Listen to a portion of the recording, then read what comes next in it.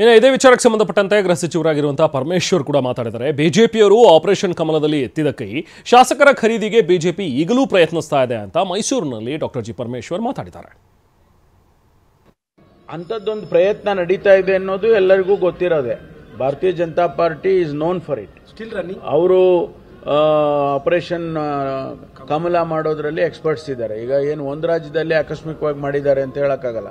ಮಹಾರಾಷ್ಟ್ರದಲ್ಲಿ 42 ಜನನ ಕರ್ಕೊಂಡೋದ್ರು, ನಮ್ಮ ರಾಜ್ಯದಲ್ಲಿ 17 ಜನನ ಕರ್ಕೊಂಡೋದ್ರು, ಗೋವಾದಲ್ಲಿ ಮಾಡಿದ್ರು, ಆಮೇಲೆ ಮಧ್ಯಪ್ರದೇಶದಲ್ಲಿ ಮಾಡಿದ್ರು. ಈ ರೀತಿ ಅವರು ಎಲ್ಲ ಅದೊಂದು ಎಕ್ಸ್ಪರ್ಟೀಸ್ ಆಗ್ಬಿಟ್ಟಿದೆ ಅವರಿಗೆ. ಅದಕ್ಕೆ ಇಲ್ಲಿ ಆ ಥರದ್ದು ಮಾತುಗಳು ಆಡ್ತಾ ಇದ್ದಾರೆ. ಎಲ್ಲಿ ನಮ್ಮ ರಾಜ್ಯದಲ್ಲಿ ಅಲ್ಲಲ್ಲೇ ಮಾತುಗಳು ಕೇಳ್ತವೆ. ಅದಕ್ಕೆ ದುಡ್ಡು ಎಷ್ಟು ಏನು ಅನ್ನೋದು ನಿಖರವಾಗಿ ಹೇಳಕ್ಕಾಗೋದು ಇಲ್ಲದೆ ಇದ್ರು ಕೂಡ ಒಂದು ಅಂದಾಜು 50 ಕೋಟಿ ಕೊಟ್ರೆ ಬರ್ತೀರಾ ಅನ್ನಂಗೆ ನಡೀತಾ ಇದೆ ಅಂತ ಹೇಳಿ ಮುಖ್ಯಮಂತ್ರಿಗಳೇ ಹೇಳಿದಾರಲ್ಲ. ಮುಖ್ಯಮಂತ್ರಿಗಳು ಹೇಳುವಾಗ ಸುಮ್ಮನೆ ಹೇಳ್ತಾರ? ರಾಜ್ಯದ ಒಬ್ಬ ಮುಖ್ಯಮಂತ್ರಿ ಒಂದು ಹೇಳಿಕೆ ಕೊಡ್ತಾರೆ ಅಂದಾಗ ಅದಕ್ಕೊಂದು ಅರ್ಥ ಇರುತ್ತೆ ಮತ್ತು ಒಂದು ಸೋರ್ಸು ಇರುತ್ತೆ. SIT ಮಾಡಿ ತನಿಖೆ ಮಾಡಲಿ ಅಂತ ಸರ್ ಕುಮಾರಸ್ವಾಮಿ ಈ ವಿಚಾರವಾಗಿ. ಅದು ಅಗತ್ಯ ಬಿದ್ದರೆ ಮಾಡೋಣ. ಅಲ್ಲಲ್ಲ, ತನಿಖೆ ಅನ್ನೋದೇನು ಹುಡುಗಾಟಿಕೆ ಅಲ್ಲ. ತನಿಖೆ ಮಾಡೋದು ಅಗತ್ಯ ಬಿದ್ದರೆ ಯಾವುದೇ ವಿಚಾರದಲ್ಲಿ ತನಿಖೆ ಮಾಡೋದಕ್ಕೆ ಸರ್ಕಾರ ಮಾಡುತ್ತೆ. ಅಂತ ಸಿಚುವೇಶನ್ ಬಂದ್ರೆ ಮಾಡ್ತೀವಿ. ಸೊ ಹೀಗೆ ಒಂದಷ್ಟು ಜನ ಸಚಿವರುಗಳು, ಶಾಸಕರು ತಮ್ಮದೇ ಆದಂತಹ ರೀತಿಯಲ್ಲಿ ಹೇಳಿಕೆಗಳನ್ನು ಕೊಡ್ತಾ ಇದ್ದಾರೆ. ಈ ಬಗ್ಗೆ ಮತ್ತಷ್ಟು ಮಾಹಿತಿ ಪಡೆಯೋಣ. ನಾವು ಪ್ರತಿನಿಧಿ ಕಿರಣ್ ಹನ್ನೆರಡ್ಕ ನಮ್ಮ ಜೊತೆಗೆ ಜಾಯ್ನ್ ಆಗಿದ್ದಾರೆ. ಕಿರಣ್, ಈಗ ರವಿ ಗಾಣಿಗ ಅವರು ಹೇಳಿದಂತಹ ಮಾತು, CM ಮೊನ್ನೆ ಹೇಳಿದಂತಹ ಮಾತು, ಇದೆಲ್ಲವೂ ಕೂಡ ಗಮನಿಸ್ತಾ ಹೋದ್ರೆ ಸೊ ನಿಜಕ್ಕೂ ಈ ಥರದೊಂದು ಪ್ರಯತ್ನ ಬಿಜೆಪಿಯಿಂದ ಆಗ್ತಾ ಇದೆಯಾ ಅನ್ನುವಂಥದ್ದು. ಯಾಕಂದ್ರೆ ಮಾತಾಡ್ತಾ ಇರುವಂತಹ ಶಾಸಕರು ನನಗೆ ಆಫರ್ ಬಂದಿಲ್ಲ ಅನ್ನುವಂಥದ್ದನ್ನ ಹೇಳ್ತಾ, ಜೊತೆಗೆ ಹೌದು ಈ ಥರದೊಂದು ಪ್ರಯತ್ನ ನಡೀತಾ ಇದೆ ಬಿಜೆಪಿಯಲ್ಲಿ ಅನ್ನುವಂಥದ್ದನ್ನ ಹೇಳ್ತಾರೆ. ಬಿಜೆಪಿಯಿಂದ ಆಗಿದೆ ಈ ಪ್ರಯತ್ನ ಅಂತ. ಸೊ ಎಲ್ಲೊಂದ್ ಕಡೆ ಈಗ ರವಿ ಗಾಣಿಗ ಅವರು ಕೊಟ್ಟಿರುವಂತಹ ಒಂದು ಸ್ಟೇಟ್ಮೆಂಟ್ ಬಹುಶಃ 50 ಕೋಟಿ 100 ಕೋಟಿ ಅನ್ನೋದು ಎಕ್ಸಾಜುರೇಟೆಡ್ ಅಮೌಂಟ್ ಆಗಿದ್ರು ಕೂಡ, ಬಟ್ ಈ ತರದೊಂದು ಪ್ರಯತ್ನ ಆಗ್ತಾ ಇರುವಂತದ್ದು ನಿಜಾನ? ಈ ಒಂದು ವಿಚಾರದಲ್ಲಿ ಎಷ್ಟು ಸತ್ಯಾಂಶ ಇದೆ ಅನ್ನುವಂಥದ್ದು ಕಿರಣ್?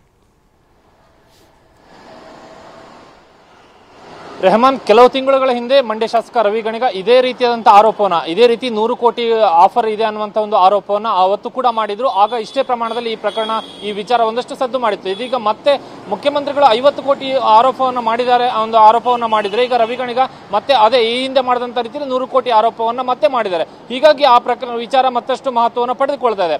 ಆದ್ರೆ ಕಾಂಗ್ರೆಸ್ ಮಾಡ್ತಿರುವಂತಹ ಆರೋಪವನ್ನ ಬಿಜೆಪಿಯ ಮುಖಂಡರುಗಳು ಸ್ಪಷ್ಟವಾಗಿ ತಳ್ಳಿ ಹಾಕ್ತಾ ಇದ್ದಾರೆ. ಬಿಜೆಪಿ ಯಾವುದೇ ಕಾರಣಕ್ಕೂ ಕೂಡ ಸರ್ಕಾರವನ್ನ ಕೆಡವುವಂತ ಅಥವಾ ಶಾಸಕರನ್ನ ಖರೀದಿ ಮಾಡುವಂತ ಒಂದು ಪ್ರಯತ್ನವನ್ನ ನಾವು ಮಾಡ್ತಿಲ್ಲ ಅನ್ನುವಂಥದ್ದನ್ನ ಬಹಳ ಸ್ಪಷ್ಟವಾಗಿ ಬಿಜೆಪಿಯ ಬಹುತೇಕ ಎಲ್ಲಾ ನಾಯಕರುಗಳು ಕೂಡ ಹೇಳ್ತಿದ್ದಾರೆ.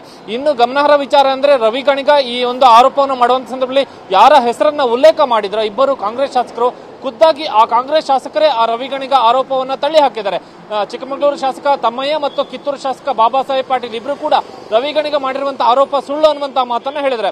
ಆದ್ರೆ ರವಿ ಗಾಣಿಗ ಹೇಳ್ತಿರುವಂತದ್ದು ಏನಂದ್ರೆ, ನಮ್ಮ ಬಳಿ ಆರೋಪಕ್ಕೆ ಸಂಬಂಧಪಟ್ಟಂತ ದಾಖಲಾತಿಗಳಿವೆ, ಆಡಿಯೋ ವಿಡಿಯೋ ಸಾಕ್ಷಿಗಳಿವೆ ಅನ್ನುವಂತ ಮಾತನ್ನು ಕೂಡ ಹೇಳ್ತಿದ್ದಾರೆ.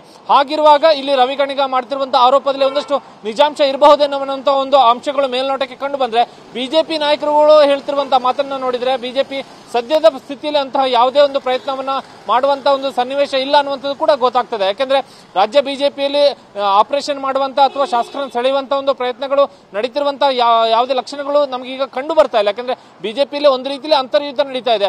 ಶಾಸಕರುಗಳಿಗೆ ನಡುವಿನ ಸಂಬಂಧಪಟ್ಟಂತಹ ವಿಚಾರ ಮತ್ತು ರಾಜ್ಯಾಧ್ಯಕ್ಷರ ನಡುವಿನ ವಿಚಾರಗಳೆಲ್ಲವೂ ಕೂಡ ಗೊತ್ತಿರುವಂತಹ ವಿಚಾರ. ಹಾಗಾಗಿ ನಾಯಕತ್ವವನ್ನು ವಹಿಸುವಂತಹ ವಿಚಾರದಲ್ಲೂ ಕೂಡ ಅಲ್ಲಿ ಒಂದಷ್ಟು ಗೊಂದಲಗಳಿರುವಂತಹ ಹಿನ್ನೆಲೆಯಲ್ಲಿ ಶಾಸಕರನ್ನ, ಕಾಂಗ್ರೆಸ್ ಶಾಸಕರನ್ನ, ಅದರಲ್ಲೂ ಕೂಡ ಆಡಳಿತ ಪಕ್ಷ ಶಾಸಕರನ್ನ ಡಿಸ್ಟರ್ಬ್ ಮಾಡುವಂತ ಒಂದು ಪ್ರಯತ್ನ ಬಿಜೆಪಿಯಲ್ಲಿ ಸದ್ಯದ ಮಟ್ಟಿಗೆ ಕಂಡು ಬರ್ತಾ ಇಲ್ಲ.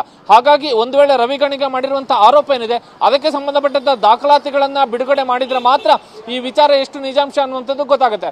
ಆದ್ರೆ ಸದ್ಯದ ಸನ್ನಿವೇಶದಲ್ಲಿ ಈ ರಾಜಕೀಯ ಆರೋಪಗಳು ಚುನಾವಣೆಗೆ ಸಂಬಂಧಪಟ್ಟಂತೆ ಮಾತ್ರ ನಡೀತಿರುವಂತಹ ರೀತಿಯಲ್ಲಿ ಕಂಡು ಬರ್ತಾ ಇದೆ. ಯಾಕಂದ್ರೆ ಮಹಾರಾಷ್ಟ್ರ ಚುನಾವಣೆ ಇದೆ, ರಾಜ್ಯದಲ್ಲಿ ಉಪಚುನಾವಣೆ ಇತ್ತು. ಹೀಗಾಗಿ ಈ ಸಂದರ್ಭಕ್ಕೆ ಬಂದಂತ ರಾಜಕೀಯ ಹೇಳಿಕೆಗಳು ಒಂದಷ್ಟು ಗಂಭೀರ ಸ್ವರೂಪದ ಆರೋಪಗಳನ್ನ ಮಾಡದಂತ ಹಿನ್ನೆಲೆ ಒಂದಷ್ಟು ಸದ್ದು ಮಾಡ್ತಾ ಇದೆ.